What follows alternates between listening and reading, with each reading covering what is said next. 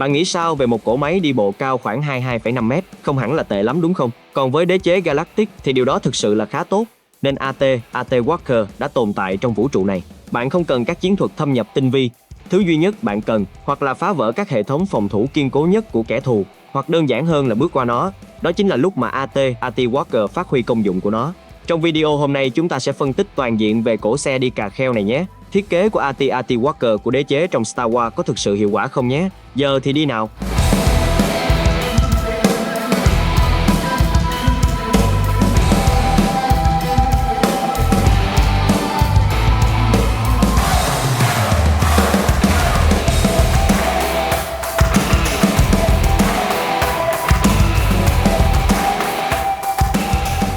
Có một điều khá thú vị về nó là dù nó chỉ đi bộ nhưng nó vẫn được gọi là xe. Tên gọi chính thức của nó là xe bọc thép đa địa hình AT-AT, hay còn gọi là AT-AT Walker. Nó là một loại xe chiến đấu 4 chân thuộc dòng xe đa địa hình được sử dụng bởi lực lượng mặt đất của đế chế Galactic và The First Order, cùng với Imperial Class Star Destroyer, lính Stormtrooper và máy bay chiến đấu TIE. Nó là một trong những biểu tượng nổi tiếng nhất về sức mạnh quân sự của đế chế, và chắc chắn là khi anh em gặp nó thì thứ đầu tiên anh em nghĩ đến chính là Star Wars. Chắc chỉ sau mỗi ông này. Chúng đóng vai trò là trụ cột trong các cuộc tấn công của đế chế vào những vị trí được phòng thủ nghiêm ngặt nhất. Điểm dễ nhận dạng nhất của bọn này là kích thước của tụi nó. Nó lù lù trên chiến trường và nã những loạt tia laser chết chóc về phía bạn nếu bạn là một tên phiến quân. Mỗi cỗ máy đi bộ này đứng ở chiều cao đáng kinh ngạc 22,5 m. Về cơ bản, nó là một khoang chứa quân bọc thép kiên cố đặt trên 4 chiếc chân cao lớn và mạnh mẽ, với một mô đun chỉ huy giống như chiếc đầu gắn ở phía trước, chứa hệ thống vũ khí và cảm biến của cỗ máy. Chưa hết, nó được bọc giáp cực kỳ tốt, bất khả xâm phạm trước hầu hết tất cả các cuộc tấn công, ngoại trừ việc bạn gạt giò nó hoặc bạn chui được vào phần gầm của nó. Và bây giờ bạn có một cục sắt cao 22,5 m, dài khoảng 26 m, nặng gần 4.400 tấn. Nó có thể chở tới 40 binh lính, cùng với đó các thiết bị bổ sung trên một bon vận chuyển 2 tầng. Giờ chúng ta sẽ nhìn ra phía trước của cỗ máy này. Được đặt trực tiếp ngay dưới cầm của nó là 2 pháo laser hạng nặng tay và BAC-MS-1. Những khẩu pháo này có khả năng dễ dàng xử lý các mục tiêu mặt đất như xe tăng hạng trung, và các bonke được bảo vệ nghiêm ngặt, có thể đạt khoảng cách bắn lên tới 17 km, hơn 10 dặm. Những khẩu pháo này được liên kết bắn, cung cấp 2 chế độ, bắn đơn hoặc bắn đôi kết hợp, tất cả đều dựa trên dữ liệu bắn từ buồng lái. Ở một số mẫu AT-AT Walker khác, các khẩu tay và Barker này được thay thế bằng pháo laser hạng nặng MK3 EVEP, vốn cũng sở hữu danh tiếng hủy diệt không kém. Chúng được cố định, mặc dù phần đầu có thể xoay khi đang di chuyển để tấn công các mục tiêu trong một trường, bắn rộng tới 180 độ một cách đáng kinh ngạc. Các khẩu pháo hạng nặng này được hỗ trợ bởi một cặp pháo blaster lập trung bình FS4, đặt trong một bệ xoay ở mỗi bên má của mô đun chỉ huy. Những khẩu pháo này có trường bắn rộng hơn và khả năng điều chỉnh độc lập, có thể tấn công các phương tiện mặt đất nhẹ hơn, các công trình lắp đặt và thậm chí cả các phương tiện bay trên không. Ở một số mẫu AT-AT, các khẩu FS4 này được thay thế bằng pháo blaster trung bình MK2 EVEP. Mặc dù AT-AT Walker có thể gây ra sát thương đáng kể cho kẻ thù, nhưng kẻ thù thì khá khó khăn để gây ra đáng kể sát thương cho nó. Nó có khả năng chịu hỏa lực trả đũa cực kỳ tốt, là một trong những phương tiện được bảo vệ tốt nhất trong quân đội đế chế. Lớp giáp Durasteel cấp độ 90-95 T8511 dày đặc bao bọc toàn bộ cỗ máy chiến tranh khổng lồ này, đủ dày để không bị tổn hại bởi hầu hết các loại vũ khí. Trong trận chiến Hoth, lực lượng phiến quân đã sử dụng các bệ pháo chống xe tăng P-Tower chống lại những cỗ máy đi bộ này. Dù chúng có thể xuyên thủng giáp của AT-ST và xe tăng Repulsor, nhưng chúng hoàn toàn không có tác dụng đối với chân của AT-AT Walker. 3 phát bắn từ AT-TE ở cự ly gần cũng thất bại trong việc làm móp méo lớp giáp dày của con hàng này.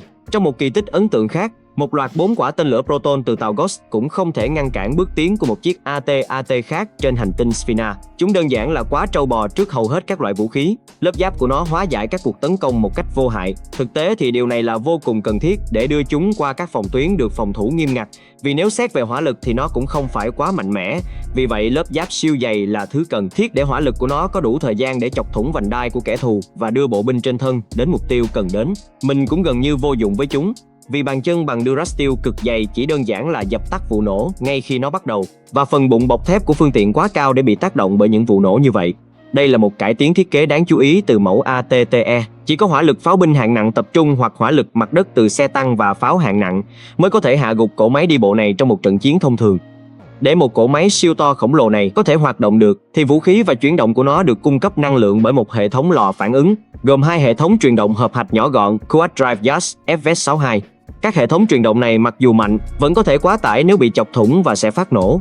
Dù có khối lượng cùng kích thước không nhỏ, Nhưng với sức mạnh này, chiếc AT Walker hạng nặng vẫn có thể di chuyển với tốc độ đáng kể 60 km/h tương đương 37 dặm/h, cũng không quá chậm. Mặc dù đó là trong điều kiện tốt nhất trên địa hình phù hợp nhất, phía sau nó là nơi chứa 3 thùng nhiên liệu dạng thỏi, cung cấp nguồn năng lượng liên tục vào lò phản ứng. Khu vực này cũng được bảo vệ rất tốt, với lớp mạ bổ sung của lớp giáp Durasteel đặc biệt đó để tăng khả năng sống sót của cỗ máy. Nhưng tất cả bao nhiêu đó chỉ là phần xương cốt của cỗ máy này. Linh hồn thực sự của nó nằm ở những người phi công điều khiển nó. Nhiệm vụ đó được đặt ở phần đầu, nơi đặt cabin chỉ huy, chứa tổ lái chính, với số lượng thấp đáng ngạc nhiên chỉ gồm 3 cá nhân. Nhưng bao nhiêu đó đã là quá đủ. Họ được đào tạo đặc biệt và được tuyển chọn từ quy trình nghiêm ngặt của những cựu binh đã được chứng minh năng lực điều khiển phương tiện và khai hỏa vũ khí. Người điều khiển trực tiếp có quyền truy cập vào kính tiềm vọng và các phương tiện liên lạc chỉ huy, kiểm soát bổ sung. Các phi công AT-AT đội mũ bảo hiểm và mặc bộ đồ giao tiếp trực tiếp với máy tính của cỗ máy đi bộ, mang lại cho họ mức độ kiểm soát như bạn có thể thấy trong một chiếc máy bay chiến đấu. Hệ thống này sử dụng 6 cảm biến điện quang, cung cấp cho phi công nhận thức tình huống 360 độ chưa từng có. Ngoài ra nó cũng cung cấp các chỉ số quan trọng của phương tiện như hệ thống điện và dự trữ nhiên liệu. Việc mặc toàn bộ áo giáp và mũ bảo hiểm giúp tổ lái được bảo vệ thêm trong trường hợp bị chọc thủng, và có một số biện pháp bảo vệ chống phóng xạ và hỏa hoạn. Do là được tuyển chọn và làm việc trong điều kiện khá tốt nên bọn này có tiếng là kiêu ngạo. 2 sĩ quan bon bổ sung giám sát khoang chứa quân, cho phép phi công và tổ lái tập trung vào nhiệm vụ chính của họ. Mặc dù có hỏa lực và khả năng đáng kể, đây không phải là một chiếc xe tăng. Mục đích chính của nó là vận chuyển bộ binh, thay vì đấu pháo với các phương tiện của kẻ thù. 40 binh lính của nó thường là Stormtroopers hoặc biệt kích lục quân đế chế, Imperial Army Assault Troops, được đào tạo đặc biệt để triển khai từ con quái thú độc đáo này.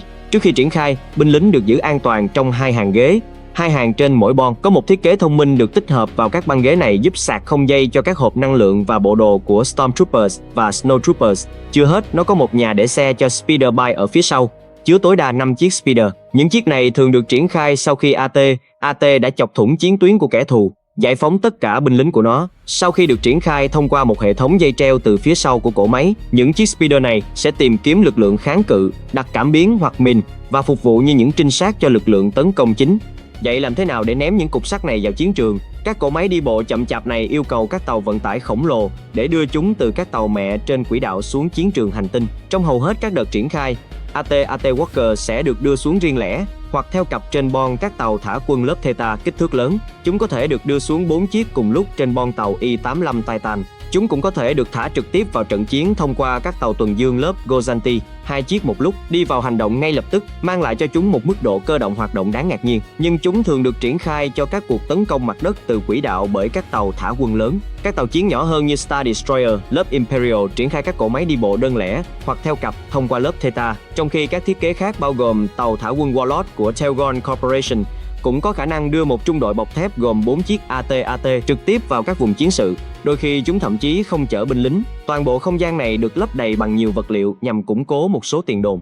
Khi được triển khai, chúng thường ở trong đội hình Sole, cung cấp các trường bắn chồng lên nhau. Bạn có thể thấy vòng cung đó vượt xa 180 độ và các phi công sẽ làm việc đồng bộ với nhau để phá hủy một cách bài bản các công trình của kẻ thù.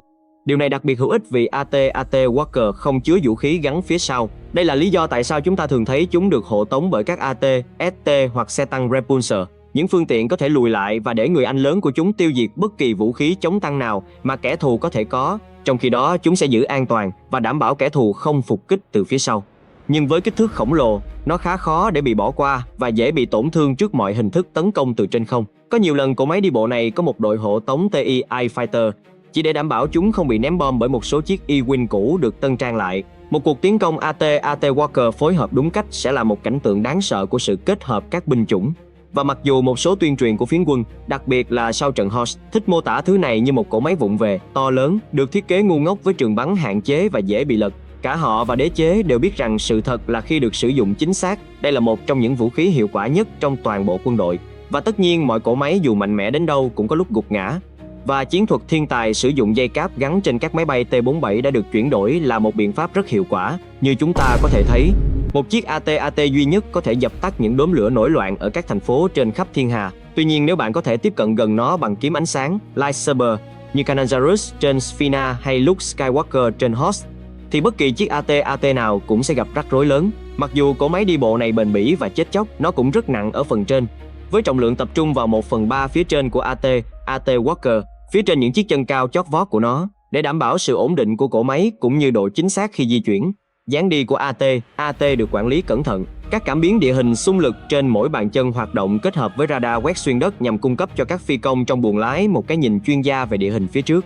Khi đang di chuyển, các phi công được tận hưởng một mô hình 3D về mặt đất bên dưới cỗ máy, bao gồm các yếu tố như mật độ và thành phần của đất, đá, bùn hoặc tuyết. Sự kết hợp của các cảm biến xuất sắc này cho phép nó hoạt động trong nhiều môi trường, bao gồm cả lội nước và giữa tuyết sâu mà không lo bị mất thăng bằng do hố sâu bất ngờ hoặc đá, đất lỏng lẻo. Tuy nhiên, vẫn có một số môi trường nhất định không phù hợp với nó, chẳng hạn như sườn đồi cực kỳ dốc, và ngay cả những đầm lầy sâu cũng có thể cản trở chuyển động của nó. Và chắc chắn nó không thể leo lên các vách đá dựng đứng hoặc treo ngược như người tiền nhiệm Cộng hòa ATTE được yêu thích của nó. Chiều cao đáng kể của cỗ máy đi bộ này, ngoài việc chứng minh là một lợi thế trong việc dễ dàng vượt qua các chiến hào, các chướng ngại vật chống tăng không gây nổ, và có sức mạnh tuyệt đối để phá sập các tòa nhà, cũng như bất cứ thứ gì được dựng lên để ngăn cản nó. Phương tiện của kẻ thù trong các hẻm núi hoặc phía sau chỗ ẩn nấp có thể không nhìn thấy bằng cảm biến quang học, nhưng có thể bị phát hiện bởi các cảm biến khác như radar, và các phi công AT chắc chắn sẽ nã pháo từ trên cao.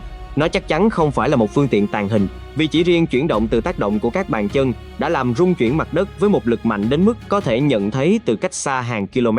Nhưng một lần nữa, đặc biệt là theo học thuyết Tarkin, điều này chủ yếu được coi là một điểm cộng, một cách khác để gieo rắc nỗi kinh hoàng cho thường dân và phá vỡ hàng ngũ phiến quân.